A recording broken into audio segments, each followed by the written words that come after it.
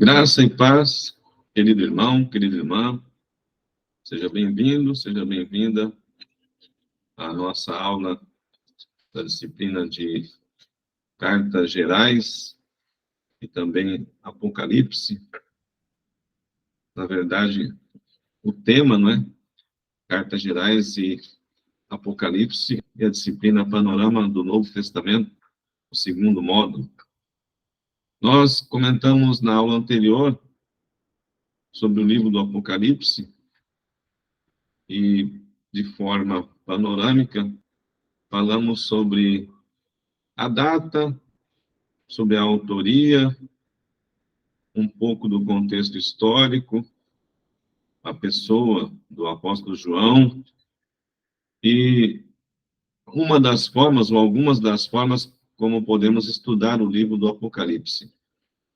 Bem, nós temos aqui, descritas, no nosso caso, algumas perguntas a respeito do livro do Apocalipse. E nós queremos compartilhar com os irmãos, nesta aula, 3 perguntas. A primeira delas é como entender a linguagem figurativa do livro do Apocalipse. Então, essa pergunta, como entender a linguagem figurativa do Apocalipse? Outra pergunta que nós temos é como pode ser estudado o Apocalipse? Como pode ser estudado o livro do Apocalipse? E uma última pergunta: quais são os principais ensinos do livro do Apocalipse? Então, esta é uma maneira de pensarmos sobre o Apocalipse. Estabelecermos perguntas e tentarmos aí respondê-las. Partindo do princípio que o escritor é o apóstolo João, aquele que andou com o Senhor Jesus, nós temos, então, outros textos escritos por João que podem nos ajudar em algumas situações, né? Então, pensando que é o apóstolo João, por que será que ele fez uso de linguagens figurativas, simbolismos? Deve ter alguma razão, certo? Então, a gente vai pensar um pouco sobre isso. Bem, tanto o Antigo Testamento como o Novo Testamento estão repletos de linguagem simbólica que se relaciona a uma variedade de classes, incluindo o seguinte: a natureza, pessoas, nomes, números, cores e criaturas. Então, tanto o Antigo Testamento como o Novo Testamento, há um uso de simbolismos que dá margem para uma interpretação alegórica daquilo que a Bíblia nos ensina. Nós temos alguns modos de interpretar a Bíblia. Um deles é o literal. Olhando o texto, lendo o texto de modo literal, aquilo vai ser entendido que vai se cumprir. Por exemplo, lá, 1.240 dias, ou 3 anos e meio de tribulação, 3 anos e meio a grande tribulação com 7 anos, dividido em 2 períodos de 3 anos e meio. Então, algumas pessoas entendem isso de modo literal. Serão 3 anos e meio de um tempo de paz durante a tribulação, e depois 3 anos e meio de uma perseguição ferrenha do anticristo contra os cristãos, na segunda metade da tribulação. Tem pessoas que interpretam de modo literal. Outros entendem que esses 3 anos e meio podem, na verdade, ter uma outra conotação. Pensando na questão do Antigo Testamento, o livro de Zacarias e o livro de Daniel são 2 livros que nos trazem aqui à memória o uso de simbolismos. Quando Daniel descreve ali, por exemplo, a estátua que Nabucodonosor sonha, a estátua é um uso simbólico dos reinos a partir daquela época até um tempo futuro, culminando, digamos assim, no fim dos tempos. Os animais que lá são descritos também João faz uso de animais aqui, na descrição do Apocalipse. Zacarias tem 8 visões.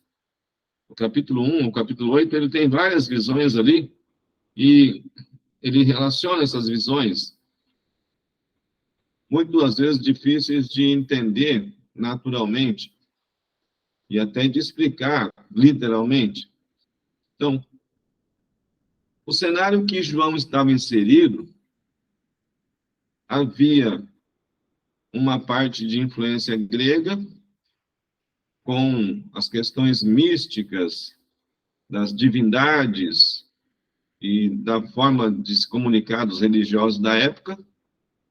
Também tem a questão política e autoritária do Império Romano, que tem a figura de César como o principal ali da sua história. E tem as questões religiosas também envolvendo judeus, que seguiam aquilo que o Antigo Testamento trazia até então. Então, a base para João escrever essas, digamos, esses textos com linguagem figurada, a base de João é o Antigo Testamento, principalmente os livros de Daniel e Zacarias. Bem, pensando nisso, como os livros proféticos e literatura de natureza sapiencial do Antigo Testamento estão cheios de sinais, assim, o último livro do Testamento, o Apocalipse, tem sua parcela de símbolos. João, às vezes, interpreta um símbolo como no caso de aquela antiga serpente chamada Diabo ou Satanás. Então, no capítulo 12, no verso 9, aparece essa descrição. Diabo, serpente, diabo e Satanás. A serpente associada ao que acontece lá no Éden, no Gênesis. O diabo, de um modo geral, o Senhor Jesus, ele se refere a Satanás como, propriamente Satanás, e também como príncipe deste mundo. Ele fala, em uma ocasião no Evangelho de João ali, aí vem o príncipe deste mundo. Então, a forma com que João identifica Satanás. E aqui no Apocalipse, ele também denomina o inimigo de Deus como Satanás. Além disso, temos João escrevendo sobre povos, multidões e nações e línguas, lá no Apocalipse 17, 15. Vamos aqui pensar sobre essas descrições. Eis uma definição para essas descrições, de acordo com o dicionário. Alguma coisa que substitui ou sugere algo mais por razão de relacionamento, associação, convenção ou semelhança acidental, especialmente um sinal visível de algo invisível. Na definição do dicionário, a linguagem usada para substituir aquela linguagem mais direta que poderia ser usada. De certa forma, o Apocalipse foi escrito para que muitas pessoas daquela época não entendessem. Se porventura tivessem acesso ao texto e vissem o que João estava escrevendo, eles iriam ler e não iam entender. Parece que esse é um dos objetivos. Parece que tinha alguém em volta, perto de João, que se tivesse acesso aos escritos dele, de uma forma mais clara, teria criado algum tipo de empecilho. Já que tratava-se de uma linguagem figurada e difícil de entender, se alguém acessou, se alguém chegou por perto, não se interessou, deixou como estava. Por quê? Há a possibilidade de, no futuro, posterior ali aos pais da igreja, quando alguém lesse, ao receber o entendimento por meio do Espírito Santo, de modo divino mesmo, algo revelado, começaria a entender o sentido do texto do Apocalipse. Então, essa é uma questão para pensarmos. Quando se fala ali sobre, por exemplo, árvore da vida, referências à árvore da vida aparecem não só no início, mas também no fim da revelação escrita de Deus. Olha só, a árvore da vida aparece lá no Éden, lá no Gênesis, e volta a aparecer aqui no Apocalipse, capítulo 2, verso 7, né? No 22, 2, verso 14, verso 19. E, além disso, o texto que temos em Apocalipse 22, 2, ele pode ser comparado com o que Ezequiel escreveu no capítulo 47. Então, essas associações da árvore da vida, nós vamos perceber o seguinte, que ela aparece no Gênesis, no começo de tudo. Ela não é muito explorada, não é muito usada ao longo da Bíblia, nem na sequência do Antigo Testamento, e nem durante boa parte do Novo Testamento. Mas quando vai apontando para o final da história do Novo Testamento, culminando no Apocalipse, a árvore da vida volta a aparecer. Quer dizer, indica para nós que haverá um recomeço. E esse recomeço, de acordo com Apocalipse 21, do 1 em diante, será um novo céu e a nova terra, quando tudo se fará novo. É nesse sentido que nós vemos que tudo o que acontece na Bíblia, a partir da queda de Adão e Eva, parece fazer parte mesmo de um plano do Senhor, para permitir que toda a humanidade passe por situações que levem-na a perceber o erro que se comete quando se afasta do Senhor ou quando se desobedece ao Senhor. Então, tudo o que acontece após a queda de Adão e Eva vai gerar um peso sobre a humanidade que vai, assim, prevalecer durante todo o Antigo Testamento. Em parte, ele é quebrado quando o Senhor Jesus vem e realiza a sua obra na cruz do Calvário. Por que em parte? Porque só se tornará válida a ação de libertação, reconciliação, remissão de pecados, perdão de pecados, só terá efeito na vida daquele que crê no Senhor Jesus e receber ao Senhor Jesus como Senhor e Salvador de sua vida e passar a viver uma transformação diária, contínua, até que esteja preparado para voltar aos céus, ou para ir aos céus. Mas ainda assim há um peso, ainda assim há um jugo sobre a humanidade, mesmo após o Senhor Jesus tendo feito a sua obra. Quando chegamos no Apocalipse, mais para o final do livro, aí nós vamos vendo que há um descortinar. Estamos indo na direção do paraíso. Estamos indo na direção da nova Canaã. Estamos indo na direção da terra prometida. Então, indica que a peregrinação da humanidade que crê no Senhor Deus e recebeu o Senhor Jesus está no fim. Agora, para aqueles que não creram e aqueles que não têm em Jesus a sua salvação, não há um fim eterno ao lado de Deus. Há uma consequência que a humanidade experimentará e que não terá fim, que será um sofrimento eterno. Nesse sentido, quando João fala da árvore da vida, a árvore da vida lá no Gênesis não podia ser acessada. Devia se manter uma distância da árvore da vida, porque se tornaria algo não desejado pelo Senhor, porque há uma distância entre o Senhor Deus e o ser humano. mesmo que o ser humano seja a imagem e semelhança de Deus, há uma distância no seguinte sentido: o Senhor Deus é eterno, é santo, é puro, é bom, é justo.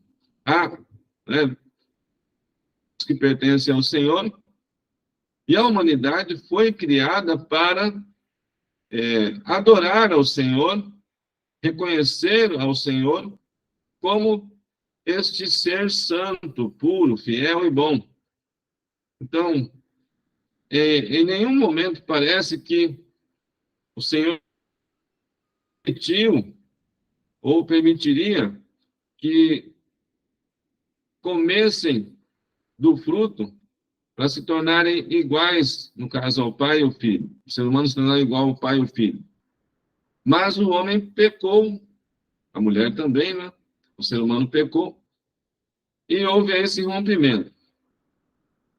E olhando o Apocalipse, João vai citar pessoas e nomes de pessoas, lembrando principalmente do Antigo Testamento.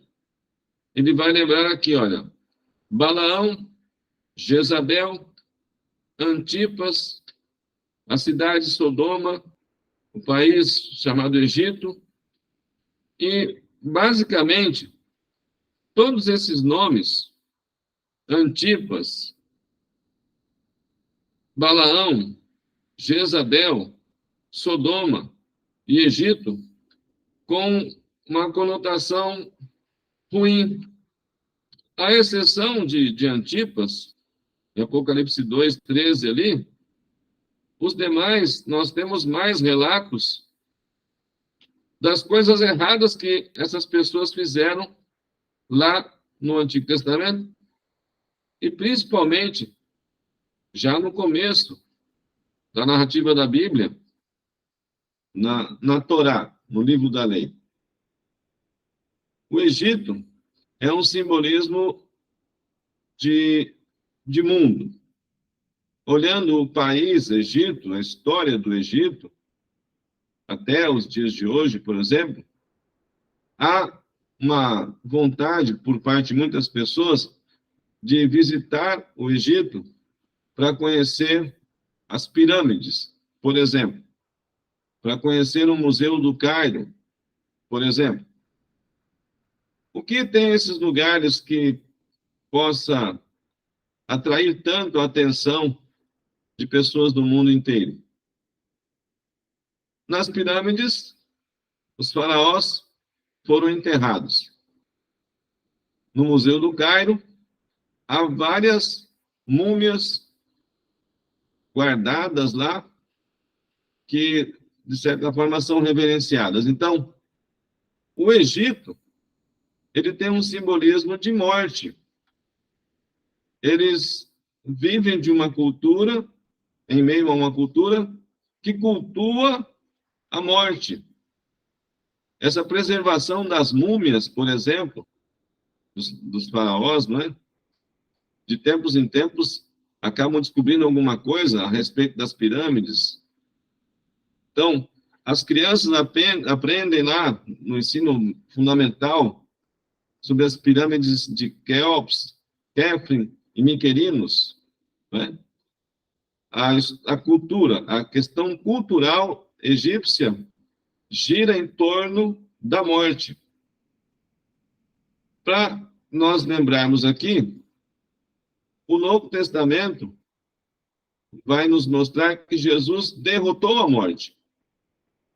E lá no Apocalipse, Jesus tem as chaves da morte em suas mãos. Então, aquilo que o Egito ofereceu no passado, para o povo hebreu, fez com o povo hebreu. Aquilo que o Egito vem oferecendo para a humanidade ao longo da história, em termos religiosos, espirituais, estão aparentemente sob o domínio daquilo que leva à morte. E Jesus, ele veio para nos trazer vida. Então, há uma necessidade de se romper aí com aquilo que é, ou aquilo que gera a morte. É o simbolismo do Egito, até nos dias atuais. Sodoma quando João menciona aqui Sodoma, é a respeito da imoralidade daquela época, lá dentro do Gênesis. O que aconteceu com a vida de Ló, como aqueles anjos chegaram na cidade que Ló morava, e que tipo de juízo aconteceu com Sodoma, principalmente no capítulo 19 ali do Gênesis. A questão do fogo e o enxofre que veio sobre Sodoma como juízo é o mesmo juízo que se espera sobre aqueles que estiverem vivos na ocasião do fim dos tempos, devido à tamanha imoralidade praticada pelos moradores da terra nesse cenário de impureza, de fazer aquilo que é contrário à natureza, criada por Deus e desejada por Deus, conforme o apóstolo Paulo descreve lá na sua carta em Romanos, no capítulo 1. Então, Sodoma é um simbolismo da tamanha imoralidade que a humanidade se encontrou no passado e que, na ocasião do fim dos tempos, também estará. Será que estamos vivendo um tempo de tamanha imoralidade, de modo geral, no mundo todo, que pode apontar para um juízo iminente de Deus nessa geração, por meio do fogo e do enxofre? Bem, é uma questão a se pensar. Além disso, também João faz uso dos números. Quais números? Número 7, número 4, número 12. O número 7 tem uma associação com o pensamento grego de ser um número perfeito. Uma ideia que expressa totalidade ou completude. Exemplos. Jesus manda João escrever cartas às 7 igrejas da Ásia Menor. Éfeso, Esmirna, Pérgamo, Tiatira, Sardes, Filadélfia e Laodiceia. Já no capítulo 1 do Apocalipse, João escreve sobre os 7 espíritos, depois as 7 bem-aventuranças, 7 castiçais ou candelabros, 7 selos, 7 trombetas, 7 trovões, 7 pragas, 7 montes, 7 reis, etc. Qual é a ideia aqui de usar o número 7? Nos mostra que havia uma literatura corrente da época de João, que ele tinha acesso, provavelmente sob bastante influência do modo de escrever grego. Então, João acaba assimilando aí essa ideia e descreve, então, o número 7 como sendo muito importante. Olhando depois, na próxima aula, nós temos a intenção de pensar mais sobre a atuação, por exemplo, né, dos 7 anjos e as 7 taças, as taças dos juízos do Senhor. Mas essa ideia do número perfeito, 7, parece vir do mundo grego. O número 4, categorias de 4 permeiam todo o livro do Apocalipse. 4 criaturas viventes, 4 anjos, 4 cantos da terra, 4 ventos. Há uma expressão usada também no Antigo Testamento, assim, o vento que vem dos 4 cantos da terra sopra sobre esse lugar. Alguém se lembra uma ocasião em que é pedido que venha o vento e sopre sobre um lugar, para que aquele lugar receba vida? Alguém se lembra de Ezequiel 37, quando ali o profeta está diante de um vale de ossos secos? Esse vale de ossos secos era literal. Muitas caveiras de pessoas que estavam à frente de Ezequiel, ou também é um uso figurado daquilo que naquele momento estava acontecendo em Israel e, de modo especial, em Judá. As pessoas estavam secas, as pessoas não demonstravam vida, as pessoas estavam dominadas por aquilo que era ligado à idolatria, que era ligado a sacrifícios a deuses estranhos. Bem, pensando na ocasião do Apocalipse, na época de João, em termos espirituais, como estavam as pessoas em meio ao Império Romano? Como estavam as pessoas na própria cidade de Jerusalém?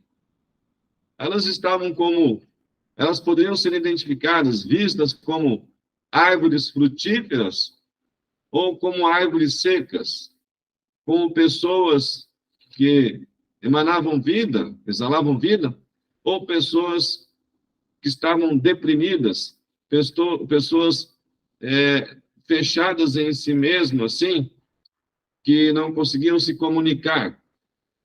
Guardar as suas proporções para a nossa época. Como está a humanidade de modo geral? Está aberta para se relacionar com as pessoas? Ou está fechada para si mesma? E, em virtude de tantas coisas a serem feitas, uma das enfermidades aí do século, chamada depressão, não tem nos mostrado que há uma certa sequidão na alma do ser humano, há uma certa, há uma dificuldade na alma do ser humano em expressar alegria. Bem, esse também é um cenário que aponta para um socorro. Então, diante de tanta pressão e opressão no mundo atual, há quem esteja dizendo assim: estou cansado, estou esperando a volta de Jesus para me tirar desse cansaço. Estou desanimado, não vejo perspectiva, não vejo esperança, não tenho ânimo para fazer mais nada, porque à minha volta só há corrupção, só há injustiça, só há maldade, só há violência. Então a humanidade também tem experimentado situações que têm algum indício de que o Apocalipse está começando, ou até já começou e já está avançando. Se assim é, nós estamos na questão dos números. O número 4 aponta para uma possível, digamos, vitória sobre este mundo perdido. Quando o texto fala, vento que vem dos 4 cantos da terra sopra sobre este lugar, é para aquele lugar ficar cheio da presença de Deus. É para aquele lugar ficar cheio da graça de Deus. E aí, por fim, na questão dos números, temos o número 12. O número 12 é mais usado pelos hebreus, pela cultura dos judeus. 12 tribos, 12 mil selados de cada tribo, 24 anciãos, 12 patriarcas, mais 12 apóstolos, além de também o número 12 ser visto como o número da bênção, um número pleno da bênção. São 12 meses no ano. O Apocalipse fala ali que nas árvores haverá folhas, e as folhas servirão para a cura das nações, e em cada mês essa árvore dará um fruto, fazendo aí uma associação com o que está escrito lá no Salmo 1 e também o que está escrito em Josué, a respeito da árvore que é plantada junto a ribeiros de águas, né? Que ela dá o fruto em cada mês, em cada estação do ano. Então, essa questão do 12 é o número da bênção, é o número da plenitude de Deus para o seu povo. No caso aqui, com alguma ligação com os judeus. Então, se é assim, João conhece a história dos hebreus, judeus, e João tem contato, tem acesso à literatura grega. E aí ele vai usar número 12 e número 7. E para poder fundamentar isso, ele vai usar o número 4 como categorias de pensamento.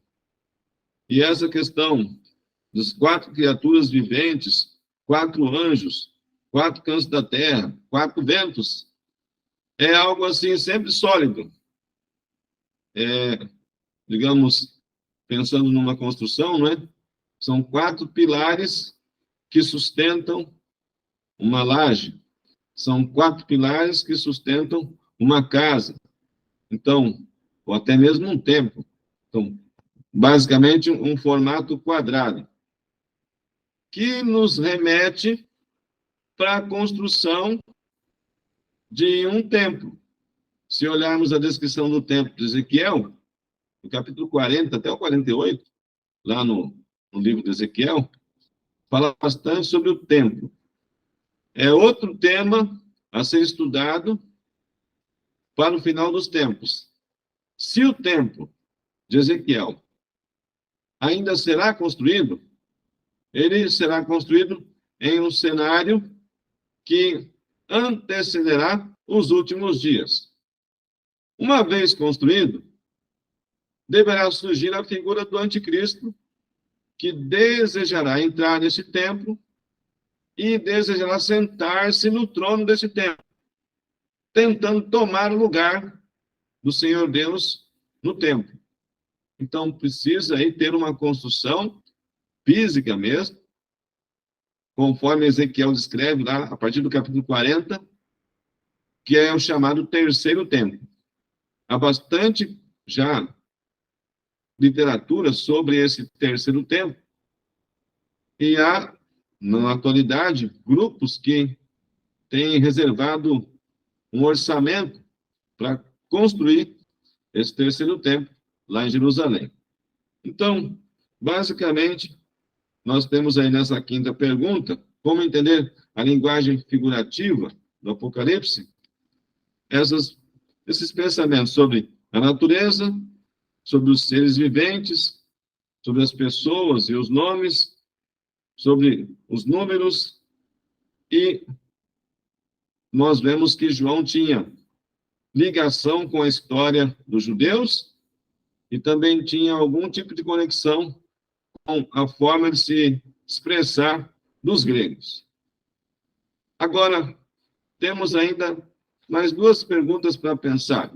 Já comentamos no início, mas vamos pensar agora sobre 2 perguntas na próxima metade da nossa aula, ok?